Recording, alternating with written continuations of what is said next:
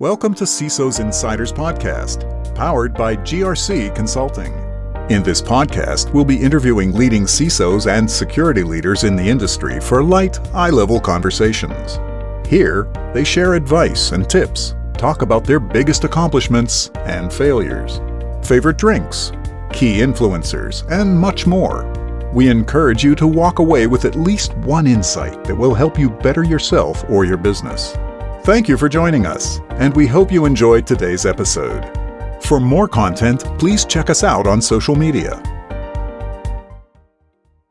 So Matthew, welcome. Welcome to my podcast, CISOs Insiders.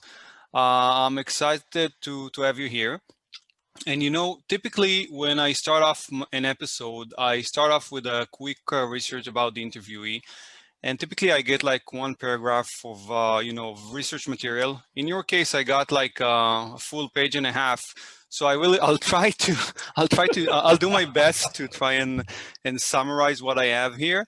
But you are the current CISO of a company called Eclipz solution. I believe Eclipz provides an end-to-end encryption solution. Yes. Yeah, and I also know that you've been in the field for 28 years. You have blogs. I believe you have a YouTube blog. It's called Cybersecurity Insights. I started listening to it, and I know you're on a bunch of boards, and you're involved in the academia, in government. You have blogs, white papers, and whatnot. You've been in the industry, as I said, 28 years, and I think, if I remember correctly, before moving into Eclipz, you held a variety of positions. A lot of what I'm seeing is advisory board members for a bunch of organizations here. But you know what? Let me take this opportunity to step back, and maybe you could properly introduce yourself. Sounds good. Sounds good.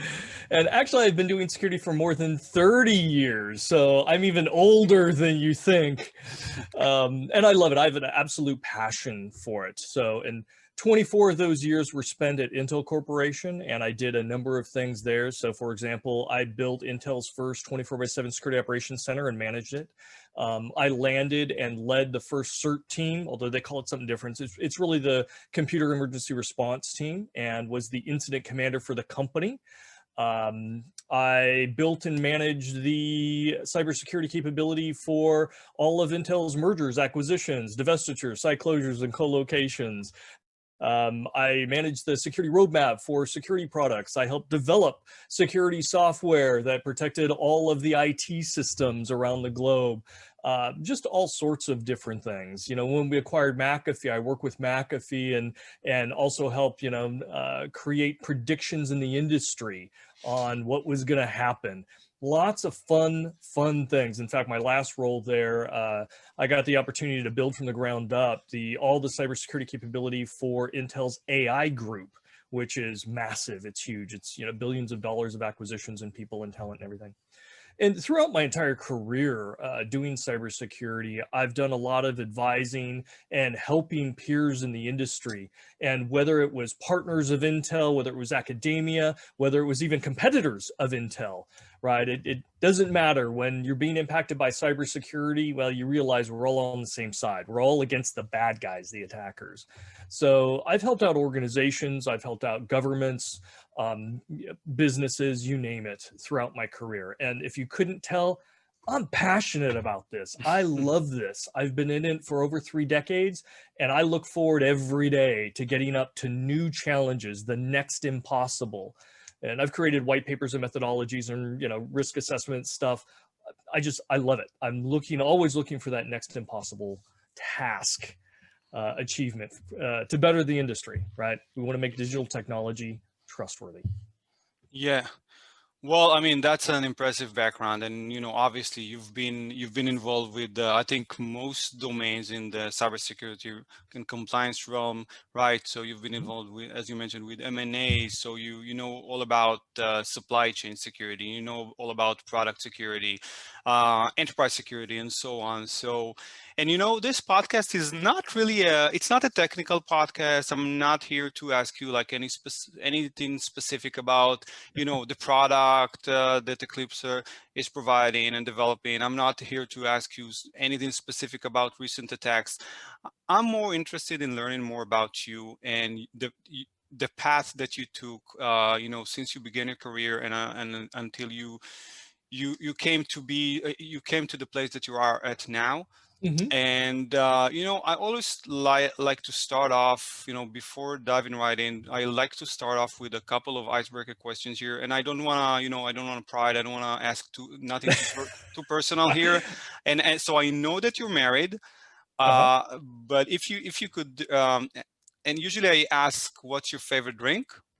So feel free if you want to answer that or not. Okay. I'm married. I have wonderful kids. I never share details about them again. Cybersecurity privacy guy over here. Favorite drink? Guinness is up there, but I've got a whole bar downstairs in my man cave full of different types of whiskeys and bourbon. So I've got to say whiskey. I've got to say bourbon. Mm-hmm. Yeah, well, I mean, I think you need. I think whiskey and bourbons are different, right? I'm a single malt. They're very, very kind close. of guy. Yes. Yeah, they're close, but still, you can. I mean, it's different. It's still different, but okay. I'm the same. I'm for me, single malt and then like bourbon and all the rest. But Yes. great. Okay, so let me start here. I'll ask you the first question. So, if there's one thing that you wish you had known before you began your career, what would that be? So again, I started my career many, many decades ago, and it was before cybersecurity was even a term. And in fact, it was even before information security was a term. And back then, it was a dead end field, right? It was baked under some IT group somewhere, had no respect, no upward mobility or anything like that. But I had a passion for it, and I wish that I would have known just how much it would have exploded in relevance and importance as we move through this digital transformation, as everything transitioned from analog to digital, and we started being able to communicate in real time and share and create so much data. I knew it was going to be important, but I wish I would have known how important, because now it is the backbone for the trust that we have in digital technology. If we don't have security, it's not going to be trusted. If it's not trusted, people are going to stop investing and adopting it, and innovation then begins to grind to a halt. So I wish I would have had better insights, 10, 20, 30 years down the road. I think that would have definitely helped me. Mm-hmm. So you're talking early 90s, right? Back then, what did they have? Like Windows 95? It wasn't even. I mean, you Not couldn't even, no, even. you're Yeah, talking Windows 3, 3. Yeah, Windows 3.1.1 was the first network-enabled operating system from Windows. So prior to 3.1, you didn't even have a networking stack. yeah. And back then you had Banyan Vines. I was an administrator for Banyan Vines, for Novell 3, for Novell 4, and then the Windows MAD domains. There were MAD domains before Active Directory. So I was an admin for all of those as we started to develop that and computers started to actually communicate. Yeah, they used to. I mean, I remember that when I started, I still had some customers that used the IPX, SPX, and NetView as communication protocols, and Win95 that you couldn't really secure or do anything about it. Exactly. 5.25-inch floppies. Yes. Exactly. Well, I had an Atari when I was growing up, with the single disc. Yeah, so. I'm that old. So did I. I had a 600 XL. That was the first computer I ever bought myself. And it had 16K of RAM. And so I learned how to program in BASIC, and I would actually fill up the memory registers with my programs. I had a tape drive for storage. No, I didn't have those. They were too expensive. Just the floppies. At some point, we upgraded from, I think, 5 1/4 to 3.5 inches, I want to say. Yeah. But okay, so I mean, as you mentioned, you've been around. You've been a few times around the block, right? In your entire career, Is there a single biggest failure that you could point to, and maybe what did you learn from it? Biggest failure. I would say it would go back to kind of what we talked about. Because, I was very interested in security, the adversarial nature of it, the fact that you're protecting things, all those appealed to me. But again, there was no clear career path. There was no job or job descriptions even. And so that held me back from helping to find that, within organizations. And so I think the biggest failure that I had is I didn't move fast enough with my passion. It was absolutely my passion, and I just didn't maneuver. I didn't push hard and fast early enough. And I look back and okay, I was playing it safe, and I was building other IT skills and everything else. But looking back, following your passion, and I tell this when I talk to college students and high school students and even grade school students, when you find something that you're truly passionate about, work isn't work anymore. It's fun. Yeah. Pursue that. Because if you're going to spend 10, 20, 30, 40 years doing something, you want to wake up in the morning with a smile on your face, just can't, with full excitement, and just can't wait to get into work, to start doing great things. Yeah. So I would say that would be it. And that's interesting, because I had the period in my life that I felt I wouldn't say the same, but I think it was similar. And there was one line in one song that really made an impact on me. I'm not sure if you're a Pink Floyd fan or not. Oh yeah, love Pink Floyd. So there's a song called Time, and then there's a line there, and you run to catch up with the sun, but it's sinking, racing around to come up behind you again. And this, for me, that made an impact. And I actually quote this line in the song in many of my presentations, because that, for me, that made the difference. That made me, get out there and change my life. But so I can definitely understand what you're talking about. But so your biggest failure, you would consider that not embracing cybersecurity, or back then it was called information security, too soon, and going all the way, like going all in. So committing. Yep. Yeah, that was the word I was looking for. So what would you say your biggest accomplishment was? So when you've got the passion, you've got the energy, you can start pursuing the impossible tasks. And very early on, I swung way above, what I thought my skill level was, and went after everything that I could. For example, at Intel, there were 3 attempts that they had brought to the executives to propose building out a security operations system, or a security operations center, and all 3 of them got shot down. And my manager, who was a good mentor to me, really smart guy, he said, hey, I know you like security. You want to take a swing at it? You want to take a shot at it? And I'm like, yeah, I mean, what's the worst I can do is fail? Okay, sure.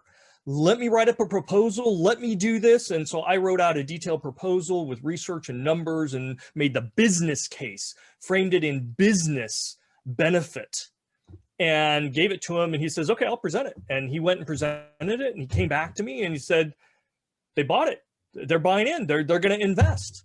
And I said, that is awesome. I am so proud that our company is doing this. I said, who did they indicate that they wanted to run it? I'd love to sit down with them and kind of pass on what I was thinking. And he started laughing, and he said, you. So you either need to put up or shut up. And, you're the one that came up with this idea. And the culture at Intel, it didn't matter what grade you were at or how far in the organization you were. If you had a great idea, the culture back then was great. Give that person what they need, and, let's let them succeed. And so I got this great opportunity to build from scratch Security Operations Center. And, that taught me, go after those bold things. Someone told me, hey, at the time, nobody believed that there was ever a return on security investment. It's ROI, but for security. And many of the people in the industry, the brightest minds, said, nope, it's simply not possible. Well, I was running a project with some customers that really needed that. They were very analytical. They were running the factories. And so I went forward and said, well, I'm going to try and figure this out. And I developed some methodologies. I did a ton of learning to understand more statistics and mathematics and methodologies and everything else.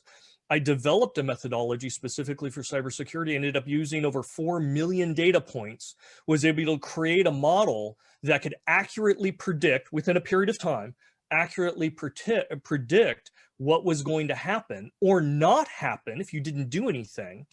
And it proved to be correct. And so and it was almost like a thesis situation. I went to the most notable cybersecurity group, right, in the industry. And it was a small cadre of people of about 20 or so people, Cybersecurity Metrics Forum. And these were the best minds in the world on cybersecurity. And it was an invite-only kind of little club. And I said, hey, I think I can prove ROSI. And they're like, no way. And I submitted a paper and they said, okay, come and present. And we are going to rip you apart. I said, okay, all right, sure. So I come in, and even before I get up to do my presentation, I had people coming up to me, brilliant people that I hugely, and said, we've all gone through this, and it's simply not possible. And I said, you know what? I'm going to be up there, hammer me. Take apart my methodologies, take apart my data, invalidate it. That's what I'm here for, right? We're all among friends. This is a tight group. I went up and I presented, and it took about an hour and a half. And then there was about 30 minutes of questions. And at the end, those same people came up to me and said, you're right, it's possible. And it was amazing. And then they invited me to stay, and I became part of that group, as part of that invite-only group. But again, swing big, go for the stars. And because of that, the biggest accomplishment I've had is that has brought me into contact with people that are far more brilliant than me. I'm not all that smart, right? But it's put me into those rooms and in contact with community of brilliant people so that I could learn. And that is really what you need to move forward and to make a difference. And so in every project, I try and get the smartest people possible so that I can learn from them. And these types of projects got me into those communities, into those rooms, connected with those people across the industry. And that was when? That was like in the early 90s? Yeah, the white paper is actually published, so you can go out there and take a look at it. It was when I was with Intel, and I think I actually titled it Return on Security Investment. So you can go off and take a look. I can't even remember the years. Okay. I did that one. I did another methodology called TARA, the Threat Agent Risk Assessment. That was another one. I mean, there's lots of stuff out there. So I don't want to bore your readers, but if somebody's interested in security metrics, there's a white paper out there with my name on it.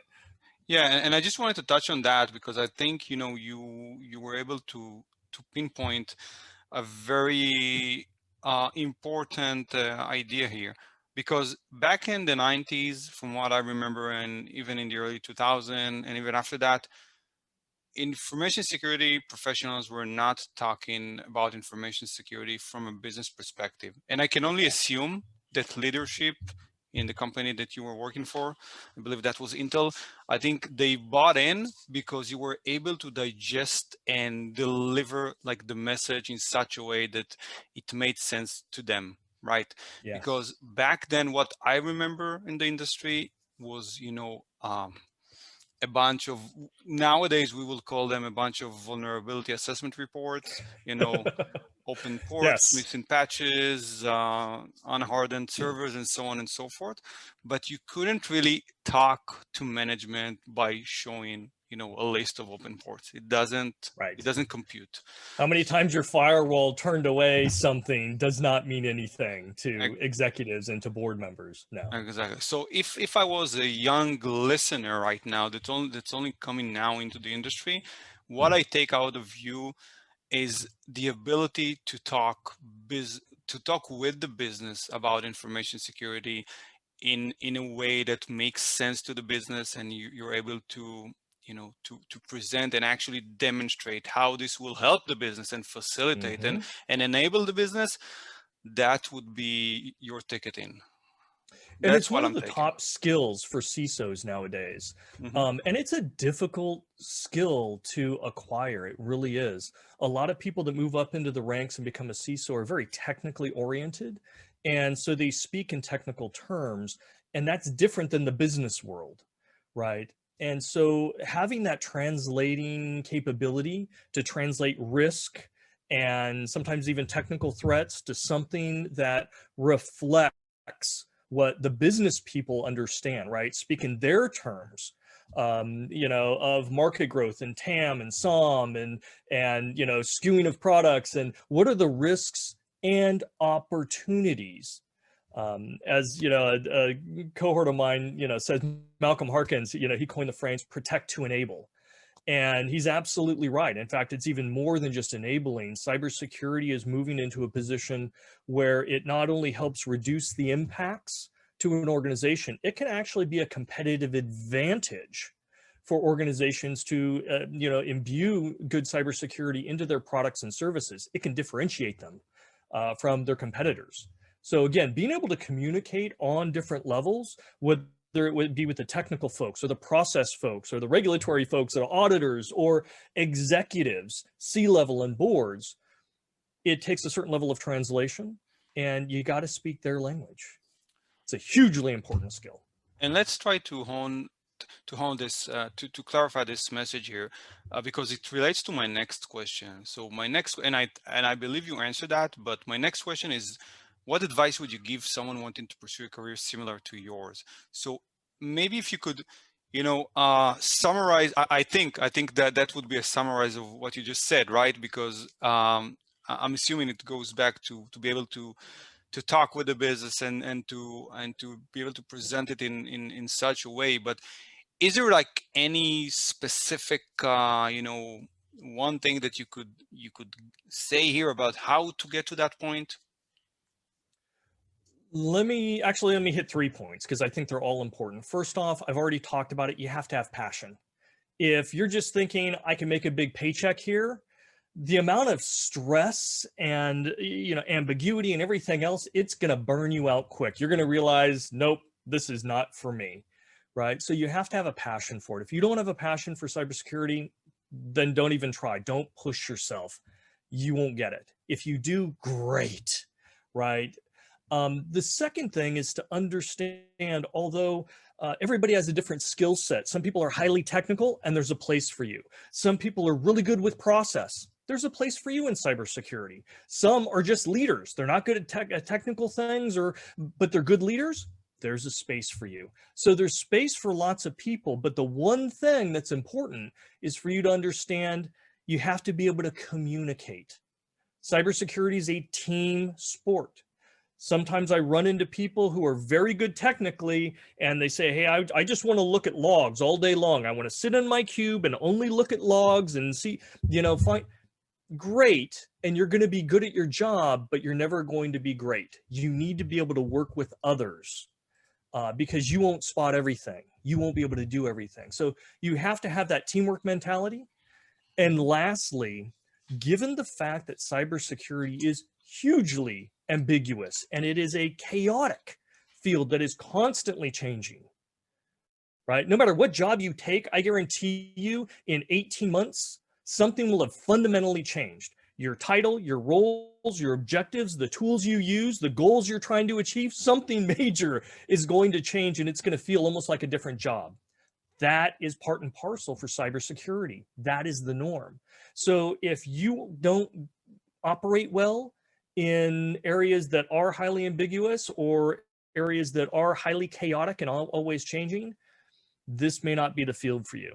If you're okay with that, you're going to love it here. Yeah. So you need to be very adaptive and agile. That's what you're saying. And open-minded, and you got to work with everyone else, right? It really takes a team to get something done. The bad guys are really good at teamwork. Yeah. The good guys, they have to be just as proficient. No, and I totally liked, cybersecurity is a team sport. I think I will use that as a quote for this episode. Uh, um, okay, great. Let's and let me ask you about a slightly different topic. So, in a lot Okay. of organizations here, CISOs, sometimes they're a part of the IT organizations. In other organizations, they might report directly to Yes. another C-level executive. What do you feel about the role of a CISO that's actually a part of IT? If you can just elaborate on the pros and cons of that. Yeah, so IT is very important as a partner. Now, keep in mind the CISO because they kind of define the risk, methodologies. They help steer technology. They help develop corporate processes, and they're reviewing things and whatnot. Their goal is about managing risk. And in order for them to do that, they actually have to partner with all the C-suites, right? It doesn't matter if you're in charge of human resources, cybersecurity needs to work with you and you need to work with them. Or you're part of the CTO, right? The technology office, or your IT, it doesn't matter. That's the way things actually work in managing risk. You have to work through the other partners. Now, IT is a very special partner because this is the battlefield, right? IT controls the network. It controls the server, the databases, where the bits and bytes flow, access control, all that kind of stuff. So this defines the battlefield, right? Or the playing field, right? The soccer field, whatever you want to call it, whatever analogy you want. And so it's extremely important for the CISO to be involved in understanding what that environment is, how it's going to change and adapt over time, right? What is the IT department? Are they going to be upgrading things? Are they going to be expanding networks? Are they switching vendors? All those kinds of discussions the CISO needs to be a part of because it could impact the overall risk management plan. And you wouldn't want a small change to completely undermine all the controls and turn an organization upside down, create a huge vulnerability or even worse, exposure or an exploitation. So partnering with IT is very important. Having a CISO under the IT is good because you're very close to that environment. However, there are some downsides because when you're reporting to, whatever executive is managing IT, every problem is an IT problem, and your only priorities are IT priorities. And again, cybersecurity is servicing all the C-level, all the C-suite. Give you an example. In IT, let's say, you own the infrastructure, the network, you own the web page, the database, and all that. Typically, the primary concern, not the only one, but the primary concern is availability. Keep it up, right? Because if it's down, employees can't work, customers can't get to you, you can't run orders, you can't do business. So the primary goal, and again, it's one of many, but the top goal tends to be availability. That's great, completely legitimate. That's what IT should focus on. However, if you go over to finance or HR, you go over to HR and say, what's your priority? Uptime's kind of important, but you know what? Keep our data confidential. We don't want a list of our, what the executives make. We don't want HR records to be exposed or internal reports, right? HR reports. So make sure that the confidentiality is bulletproof. We do not want a data breach. Okay, that's very smart. Yes, for you, that's the most important thing. You go over to finance, and finances will tell you, I don't really care about confidentiality that much. I do, but not that much. Availability, I can sustain a day or two downtime. I'm all right with that. But the one thing I do not want is don't let somebody mess with the integrity of my data. Don't let somebody move a decimal point on the paychecks. Because then you mess with the IRS. That's really IRS. important to me. Yeah. Right. So if you're buried under IT and IT is approving all your projects, the projects for availability get funded, the projects for confidentiality and integrity, not so much. Less. Yeah. So there can be a conflict of interest being buried under there. That's why the absolute best position is really reporting to either a president or reporting to a CEO, things of that sort, with a direct line to the board as well. So presenting a few times a year to the board. That's the best scenario. That way you can service everybody's needs, and the CISO can be that person, that expert, to find that right balance, communicate it, and then make it a reality. Mm-hmm. Okay. Yeah, and that makes a lot of sense to me. And being in the industry for more than 3 decades now, and being in all these segments and academia and whatnot, what would you say were the best resources that you used along the way? People. By far. People. It's got to be people. It's the knowledgeable people out there, and even the passionate ones. When you work with a large company, there's always a few people that are interested in security, and they tend to be advocates even when nobody else is, right? Yeah. Leveraging them, very important. Finding the knowledgeable people who understand the landscape, or what the products are, or the threats, or what's happened in the past. It's really about the people. I can go learn how to be an admin in Banyan Vines or Novell or AD or something like that. I can learn that. That's easy, right? There's resources for that. But people tend to hold tribal knowledge that isn't easily acquired. And they hold the historical record in ways that reports just won't. And they've got the skill sets in many cases for that next innovation that hasn't been published or well documented or figured out yet.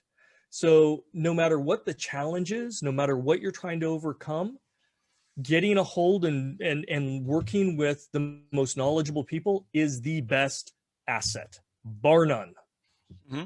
And could you name like a few people, might be mentors, might be colleagues, that really made an impact on you? Well, my career, I've done all sorts of different things.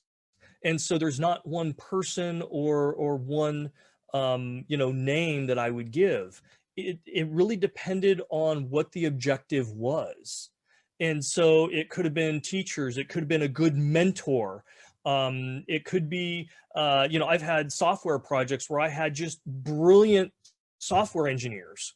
Right. I can think of one where we were developing a product basically that would monitor the entire environment, making sure you're patched. And if something went wrong, it could push you to a secure network, fix you, and then bring you back, all sorts of stuff. Right. And it was an internally developed tool. We ended up giving it to external vendors who made billions off of it. But I had some Windows engineers there that were so smart, Microsoft would call them to help troubleshoot their code.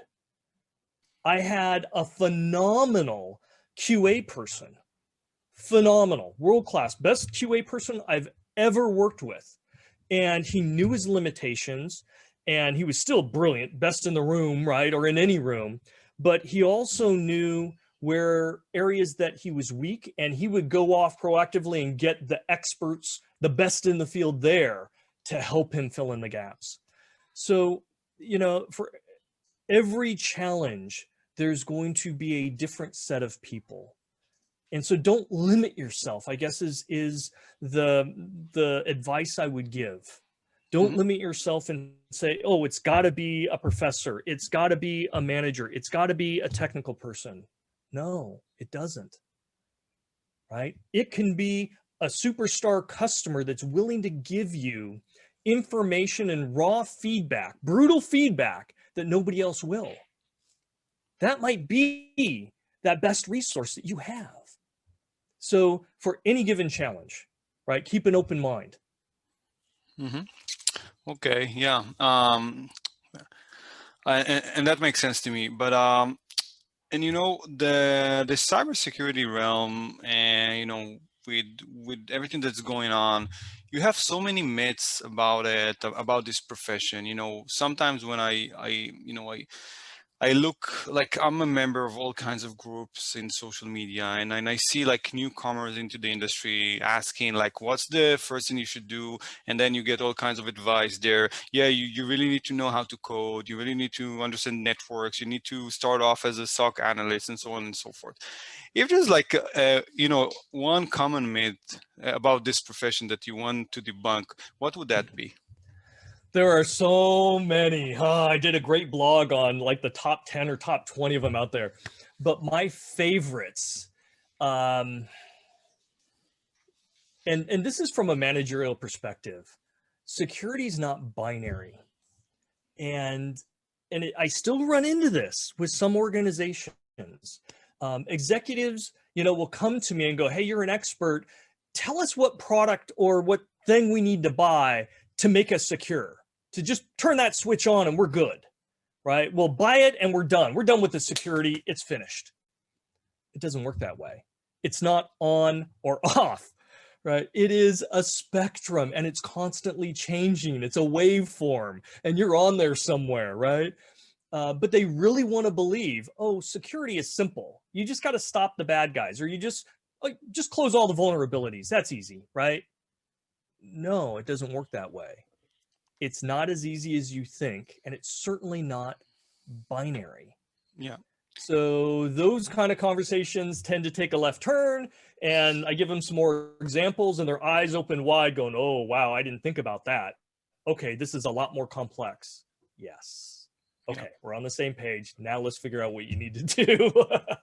Yeah, security is not binary. It's a process. It's a spectrum, whatever you want, you might want to call it. And even physical security, right? If you look how it evolved, in the last 21 years, imagine, just try to remember how it was before 9/11, right? In the airports, and how it is now. And I think security changes in accordance to the landscape, right? To the threat landscape out there. So I'm definitely in agreement with you. And I've had a lot of those customers asking me, okay, what product should we buy so we can just check the box and move on. Right. Be impervious and we don't have to worry about security. Yeah, it doesn't work. What would you say are the main concerns nowadays that CISOs encounter? Well, we talked about a couple of them. First off is communication. It's really important to be able to communicate, because if you can't communicate, there's no way you're going to get buy-in, and there's no way you're going to be able to define the goals of the organization. And if you don't have a goal, if you don't have a target you're pursuing, it becomes mayhem. You'll never get there and nobody will ever be happy.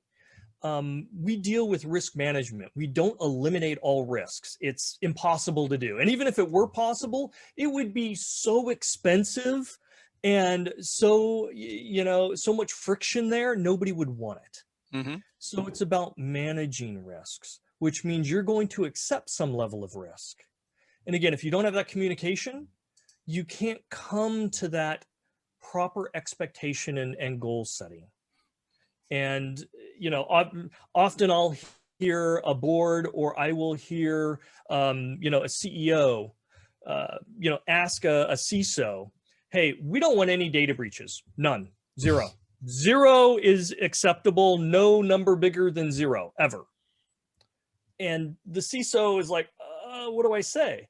Right. And I've been in those conversations and I said, great, it's going to cost you $15 billion. What? Well, yeah, I mean, if you went absolutely zero, and oh, by the way, we're going to turn off all the servers. But I can guarantee you no data will be lost. And they're like, but that's going to crater our business. I said, you're right. You know what? Let's pull back from that. Let's not have you spend $15 million. Let's have you spend a lot less, right? And let's keep your servers up and running. But you have to accept that there is going to eventually be a data breach. Now, we can minimize it and we can compartmentalize it and we can do some other things, but you got to be willing to accept some risk. Well, I guess we can do that. I said, good, right? And so it's really about changing that mindset. But if you can't communicate with them, you're stuck holding the bag of, okay, I fail if there's a single data breach. One record goes out the door. You might as well be getting your resume ready. Yeah. So communication, setting the goals, right? And making sure that you have buy-in, because a CISO without the buy-in and support of all the other C-level officers, they can write policy, but that's about it. Nothing will actually get done. Yeah. So those are some of the main problems and challenges that a CISO has to deal with. And yeah, at the end of the day, running a business is all about risk management. So it doesn't make sense that you're able to intake risk and accept risk in other realms and domains like sales and marketing and logistics and inventory, but you're not willing to accept some risk related to your data, which is the most important thing that you have, right? In most cases. But you would only think that if you thought security was binary. Flip the switch, make us completely impervious, therefore zero data breach, right? Zero records ever being exposed is okay. That's the binary mindset that has to be worked out. Yeah, but it's more than communication then. Communication and awareness and training. You need to have the leadership at the same to be able to talk with them at eye level, and they need to understand that you're on their side, and there aren't any magic bullets here, any silver bullets. No silver bullets. Yes. Okay, and I've added a question recently that's meant to just share, like, what does the day of a CISO look like? So, and I know I'm not here to pry and learn anything about your private life, but if you can just give in a sense, like, what's your daily routine looks like in terms of like how you get your updates, like meetings, updates, and so on. If you could elaborate on that, that would be great. If not, that's good as well.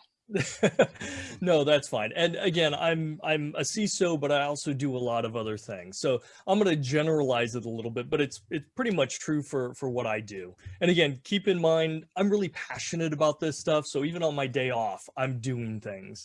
A typical day for me, it starts with waking up and I've already got things on my mind. I'm already prioritizing some of the bigger challenges that I need to work on, not only today, but something that might be, a longer term goal. First thing for me is I have to get my coffee. If I don't have my coffee, I can't think straight and I can't think at pace. So for me, it's grab some coffee. Then it's, okay, let's see what's on fire, right? So it's you're going into email or into Slack or into whatever tool that you have. You're looking at what text that came in at 2:30 in the morning that you didn't see. And okay, what's on fire that I need to try and jump into now? And in most cases, you're talking with somebody who's dealing with something and you're getting an update and you're reaffirming what they need to do next, and you're setting a goal for them. Right? Great. If the fires are out, and that can take anywhere from 20 minutes to 3 or 4 hours, then it's a matter of, okay, now let's look at how the business is running. Because again, I'm tied in to all the other C-suite officers. So I'm learning, how is that IT project coming? And I'm, looking at the engineers going, okay, when are you going to release? Are you going to, what new features, what data are you gathering? Where are we going to store that kind of thing? So it's understanding how the business is operating so I could potentially get ahead or insert myself where I need to. Then I take a break and I try and during the time I'm refilling my coffee, I'm probably on cup 4 by now. And then I take a break and I pull back and I look at the industry. What's burning in the industry right now, right? What are the big threat agents doing? What big vulnerabilities have come out or been announced or being talked about?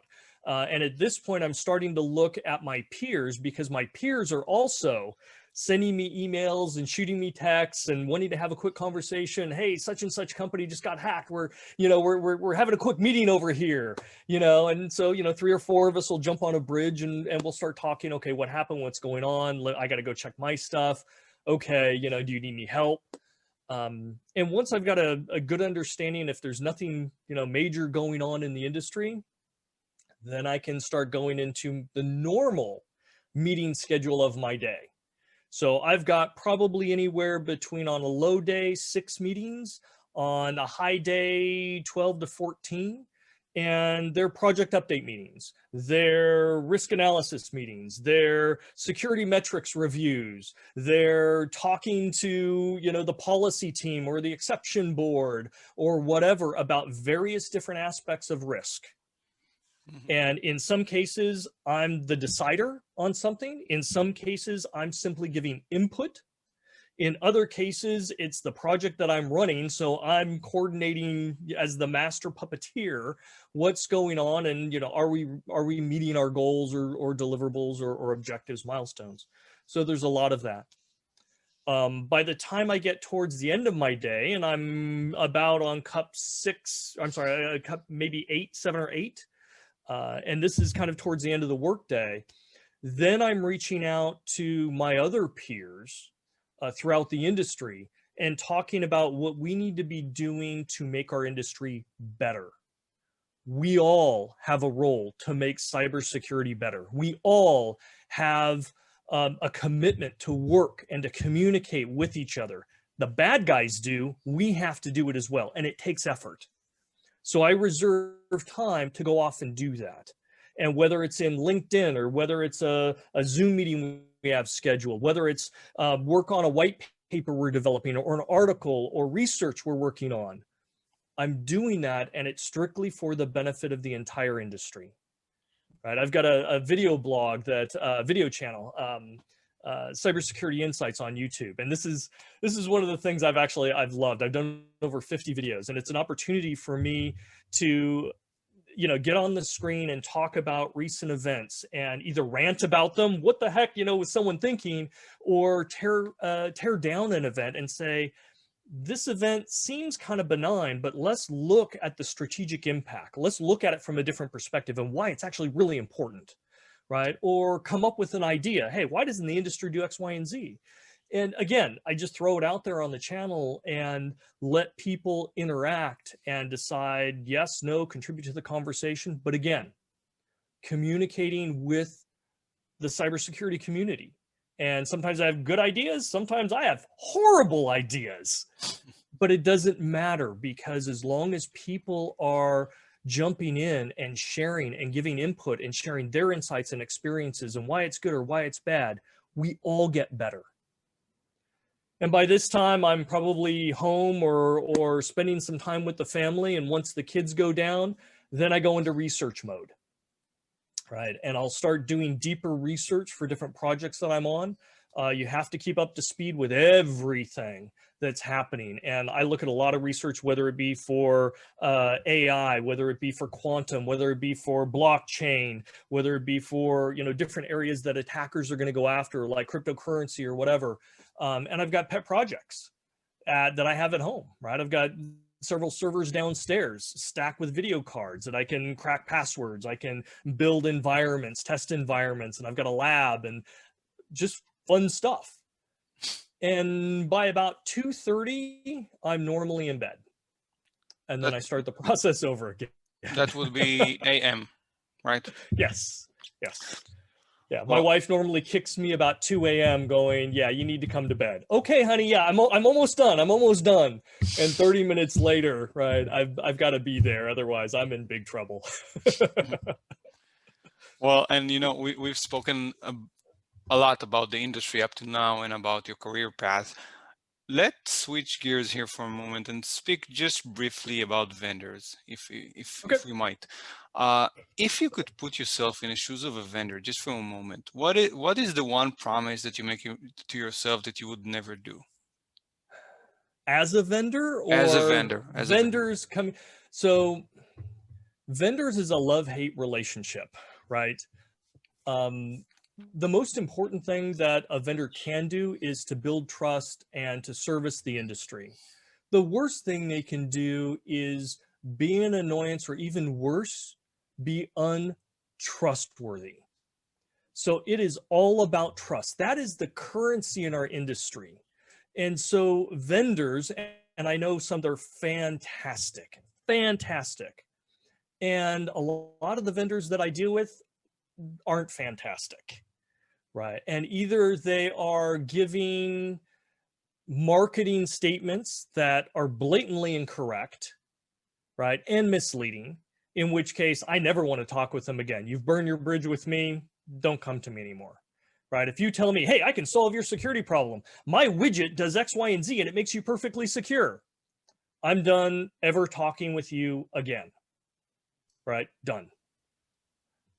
But there are also great vendors out there that will check in or talk about some of the challenges in the industry, and they're not even selling their product, right? They're talking about challenges in the industry and innovation, and they know their product doesn't solve every problem, and they would never position it that way. But they can talk about, hey, out of this huge ecosystem and things that have to get done, we're really good at this. Consider us for this, and this is why. I love those kind of vendors. They're pragmatic, they're realistic, right? And that just builds the trust. And we don't have time for untrustworthy vendors, right? I told you what my day's like. And, on an average day, I'm dealing with 250, emails at least.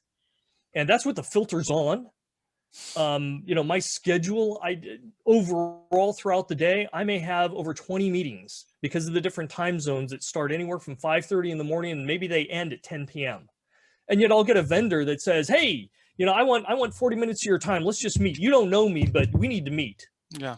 And if we could do it tomorrow, that would be great, right? Yeah, tomorrow would be great. Just go ahead and wipe your calendar for me, this vendor you don't know, right, that hasn't helped the industry at all.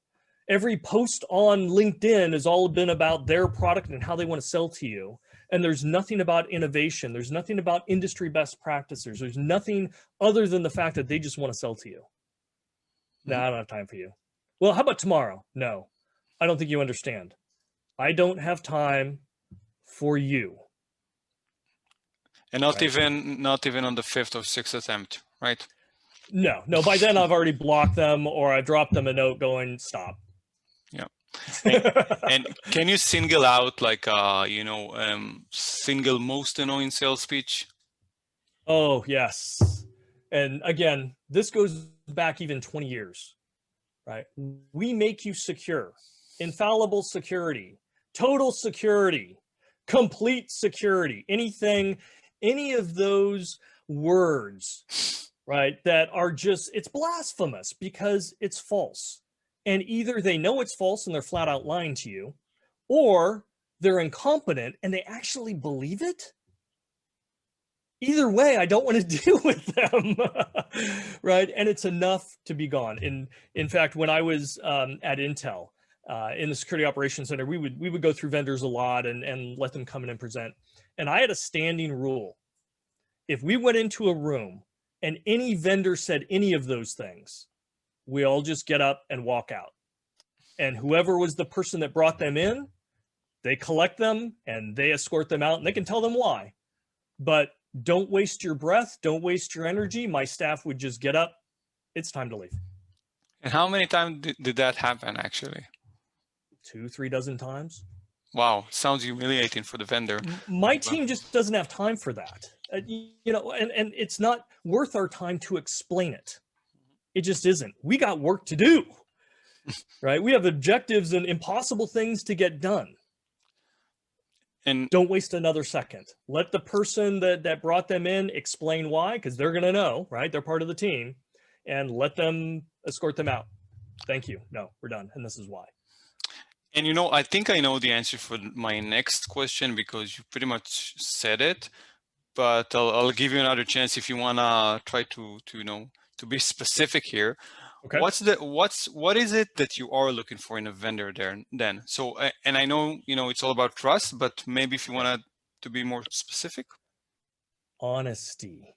And again, I've worked with many great vendors and I've worked with products huge, from billion-dollar companies down to very small. None of them are fully baked. None of them are complete in every single way and fully polished. I know that. I don't have an expectation of that. If somebody tries to come in and say, oh yeah, we do that. Oh yeah, it's perfect. Oh yeah, it completely works. No, it doesn't. No, it doesn't. Right? Be honest with me. And I've worked with great vendors who did exactly that. In fact, I had a great vendor, I can't mention the name, But when I was building the security operations center, we had a vendor come in who was doing event monitoring and management. And they were a new company. And I liked some of the technology and innovation that they had. So we invited them in. And so the CTO and the CISO, the CTO and the CEO came in with their head of engineering and so forth. And again, me and my team were in the room and they said, hey, we're a new company. We think we've got great IP. This is the way we're doing it. Our product is rough around the edges and we don't think we're at the full maturity state yet. We want to be, and we want to work with you. I said, yeah, well, I want to work with you too. Tell you what, here's what we did. I said, I will allocate engineers on my side. You will send your chief engineers here and we will work with you on the product. We will give you requirements and issues real time. We want it to do this, and this is how, and we want the interface here and this, and we will work with you. And the benefit there is once you meet what we need and it works here, it'll work in any enterprise on the planet. Right? And they're like, yes, we'll do that. And that's exactly what we did. And I said, the caveat is whatever we ask for and you develop, it has to go in your final product and be fully supported. And that made it to where we didn't have to go write our own products and then somehow have to support them, which is a terrible thing. The engineering to do that sustainably becomes impossible, right? So we got a huge benefit out of it. They got a huge benefit out of it. And they became one of the #1 software vendors in the industry. So it all started with honesty.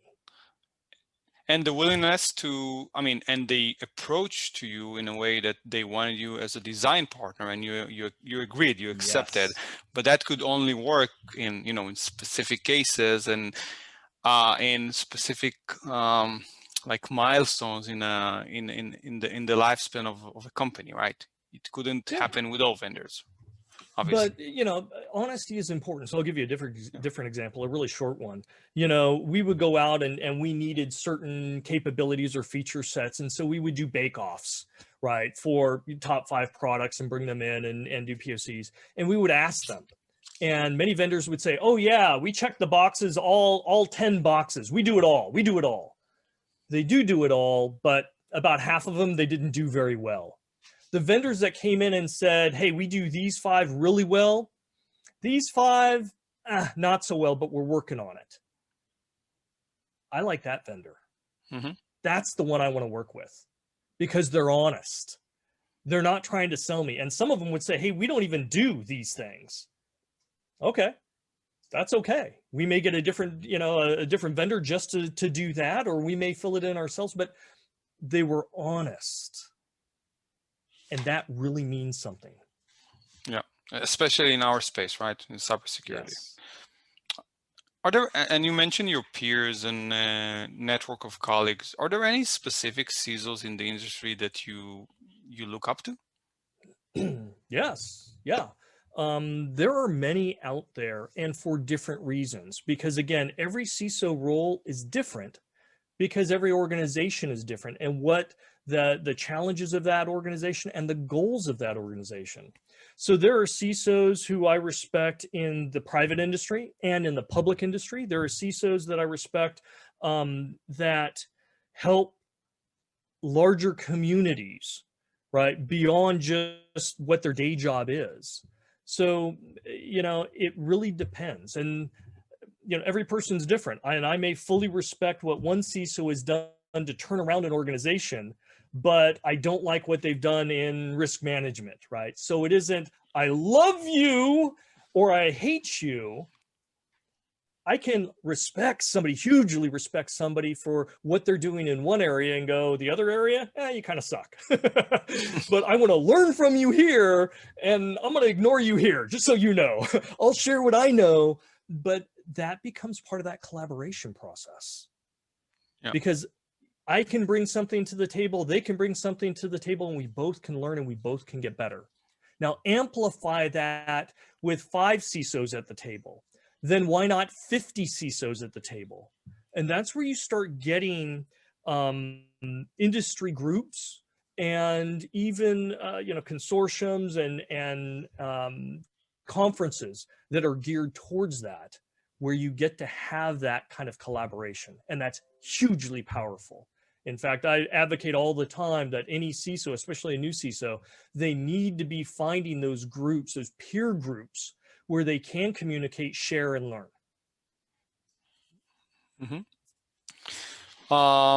Is there any way our listeners or vendors can connect with you in a non-intrusive manner? Yeah. I'm on LinkedIn quite a bit. I post quite a bit. And I respond quite a bit when people are in need or they need some insights. The direct vendor, I'm going to hit you up for this, not so much. But the vendors out there that are providing good information, not necessarily sales information, but good information in the industry, right? Productive information, best practices, insights, whatever, right? Those are the ones that I notice. Those are the ones that when they do reach out to me, right, with a challenge, a problem, or an issue, I am open to having a conversation with. If it's a sales pitch, I'll let them know, hey, I'm not interested in this particular thing, but let me know if there's other stuff, or I'm happy to forward other people on to you that have expressed a need for that. But get recognized based on what you're contributing to the industry. That's the way you get noticed. That's the way you build credibility and trust. Yes. And I think I know, I can guess what's the answer to my next question will be, but what would you say is the most important thing to you in your career? I would guess passion, but I just want to hear it from you. It is passion, right? It's doing what you love. If I didn't love this, I would be burnt out by now. I would have been burned out a long time ago. So it's definitely passion. It's also the support of my family. My family really is number one to me. And so if it weren't for the support of my children and my wife and my friends and everything else, I wouldn't be able to do what I do. And so having that support structure also is very important. And that includes my mentors and partners and, fellow CISOs and buddies in the industry and so forth that I can bounce ideas off or just rant, right? Some of my podcasts are just me frustrating. It's therapeutic. I'm ranting about something just to get it off my chest. And I don't care if anybody watches it or not. I'm just getting it off my chest so I can push it out of my mind and move on. You all have to find that balance. Understood. Do you have anything that you've read or listened to recently that has inspired you and you wanted to share? Read anything? Well, yeah. Okay, this is going to sound a little dark, but I'll go there anyway. I get most inspired when I read about attacks. Okay, so let me explain this a little bit, right? The reality is our industry is constantly changing, and it's changing because of the attackers. The attackers maintain the initiative in this adversarial conflict, right? They're the ones that are creating new attacks and new innovations and making things fail or compromising things, and that forces security to respond. So when I read about a new attack, a novel attack, that gets me excited because my adversary, I know, is smart, way smarter than me. And in many cases, they have more resources than the good guys. They are creative. They are persistent. They are highly motivated, right? They are incredible. And I respect that. And so when I hear of a new attack, that gets me motivated because I have to be better. I have to change. The good guys have to now adapt. Let's figure that out, right? Did we get surprised? Okay, let's figure out on our prediction models, right? Did our security controls fail? Great. Let's figure out better preventative controls. Did we not discover it for 140 days? Our detective capabilities need to be up-leveled. How are we going to do that, right? And so all of that starts spinning in my mind. There are huge opportunities, and we cannot remain stagnant. It is a kick in the backside to say you cannot be complacent. Keep thinking, keep moving, and keep getting better. It's cyber revolution in a sense, right? And it's no different than any warfare. So Yes. after any war in human history, I think pushed mankind one step further. Probably several steps further. So yeah, I was being humble. Conflict. Yeah, I was being humble here, but we all know what happened after World War II. So, you know, with the U.S. economy and whatnot. But yeah, and you know, it might be unfortunate, but I guess that's evolution. It is. Evolution's very violent, unfortunately. Yeah, yes, definitely. And one last question before we wrap this up: if you had unlimited funds, what would you do with your life? I'd spend more time with my family, number one, but also I would try and progress my passion, because getting the cybersecurity industry to work together, to communicate more, to be better, to be more cohesive, that's hugely important. And that's the only way we even keep pace with the bad guys, much less get some kind of advantage. Mm-hmm. And I'm a technophile. I love technology. I love it. And I want all the innovation out there. You know, I want my self-driving car, and I want my self-flying plane or whatever. I want all those good toys. I love it. But I also understand if we don't get the security right, the trust and faith in those devices and solutions and services goes downhill. That means we don't use them. That means investment doesn't go in. We don't get the innovation, and we don't get there. So if I had unlimited resources, I would keep pushing to make sure that our industry, the security industry, is keeping pace, and it's enabling great technology innovation. Okay, thank you for that. And let me take this opportunity to thank you so much for having this discussion with me and taking the time. I know, as you said, I know your calendar is pretty packed, and I do appreciate the time and all the insights. It was very interesting to me having this conversation with you, and I'm positive that a lot of your answers would make a lot of sense and would help a lot of listeners along the way, whether they're noobs to the industry and they're trying to form their path, or whether they're in the industry already. For me, that was very insightful, and thank you again, Matthew. My pleasure. It was a lot of fun, and I hope, you know, the listeners take something beneficial away from it. We all have our contributions that we have to make digital security more trustworthy. Thanks.